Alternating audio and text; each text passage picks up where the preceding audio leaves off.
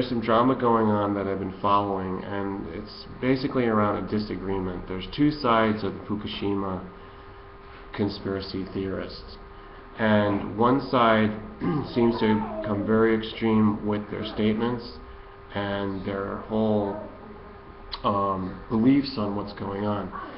And that I would characterize by the videos that's coming out by the first channel that I mentioned. And I watched those videos.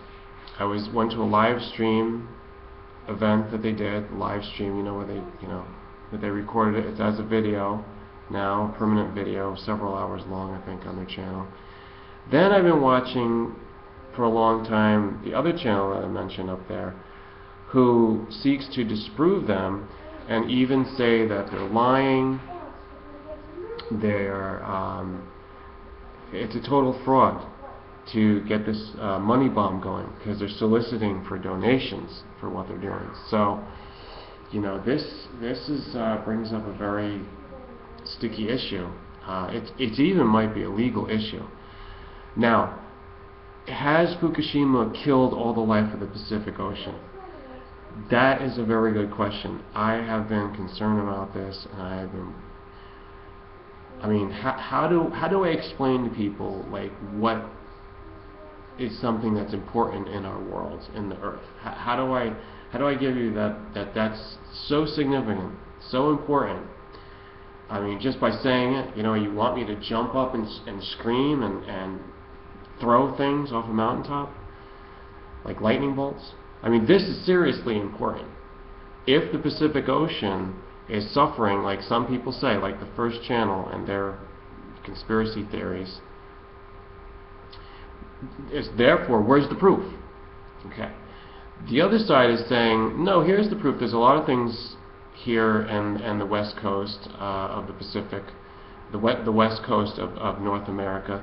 There's a lot of life. There's still starfish, sea anemones. There's lots of creatures flying around the coastal area, the birds and the different things. And there's also fish. So, on one hand, you don't know unless you're there. Like, for example, if you're in California, right on the coast, you go out. And I don't hear many people that are right in California talking about it, like proving that there's less life. I haven't been able to find these videos. Maybe they're covered up, I'm not sure. That's what I also was concerned about, because there are a lot of cover-ups. That's not even a conspiracy theory. That is a fact that people are doing that. But check it out. Since I can't prove what's going on, I don't want to cause a lot of alarm with people and say, yeah, the whole Pacific Ocean is dead. Even though I'm acknowledging the fact that a lot of people say this. A lot of people are saying that the whole Pacific Ocean is dead. So we're going to have to seek out more information, and I'm going to try to get some first-hand eyewitnesses out there. If you're in California or Oregon or Washington or British Columbia, Vancouver, Victoria, up in Alaska, the further north, these folks seem to be exploring the British Columbia area, which is just above Washington. If you don't know your geography, your boundaries, it's above Seattle area, Puget Sound. This area, some are saying is dead. There's no life. That is hugely, drastically, horrible. That's a total nightmare, and I pray for all the life that would be suffering if that's the case. But the other side is saying that there's still life, and life remains, and possibly there's some damage that happens because of Fukushima or because of other industrial pollutions, but it's not as bad as what they're saying. So we have to stick with the facts, because that's the only way to do things. But the fact is, here, let me give you another fact that I want to say, which is responsible, which is accurate. And it's this.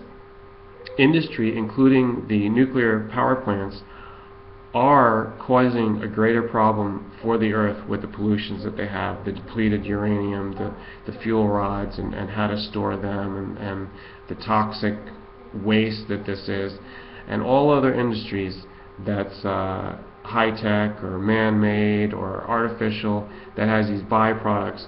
And that's everything, even from shipping, the cargo ships that cross the ocean with all these goods that we have because of the new trade agreements. This is because just of household waste, the garbage. It's also because of construction industry.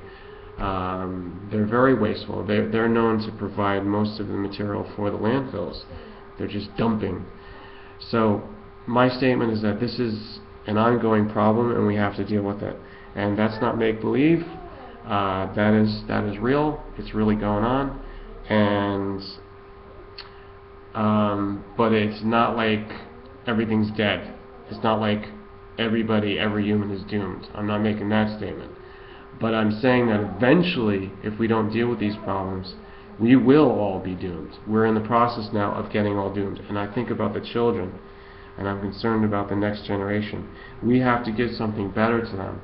So there is a prophecy, and there is a law that says for 7 generations you should give back something better, that it should be maintained and protected and improved for 7 generations. Then you will guarantee it, not just for 1 generation. And this generation that we're in now, that I call the Forsaken Age, they're only thinking about themselves. The children of the next generation, that's the 2nd generation. So we need to really prioritize them, and then cause them to prioritize their children, so that we get this going all the way down to 7 generations, and that my great grandchildren that come from my children now in the Kaiboa tribe, that they will have a better world. That's what I'm thinking about doing. That's what I'm saying this. So that's my answer on the debate that's going on. I think that we have to have level heads. We need to be balanced, and we need to take in the facts. My bottom line statement, in case people are wondering, I've said many times before, look at my playlist for years and years now. Nuclear industry, nuclear power plants should be phased out. They should be discontinued. I've said that. And we need to get more efficient with our electrical power uses in all of our devices, even computers, internet, and everything. Industry and the manufacturers of these things can do it if they want to. If they want to, they can make efficient cars, electric cars. They can make better batteries. That is if they want to. But there's obstacles to this, and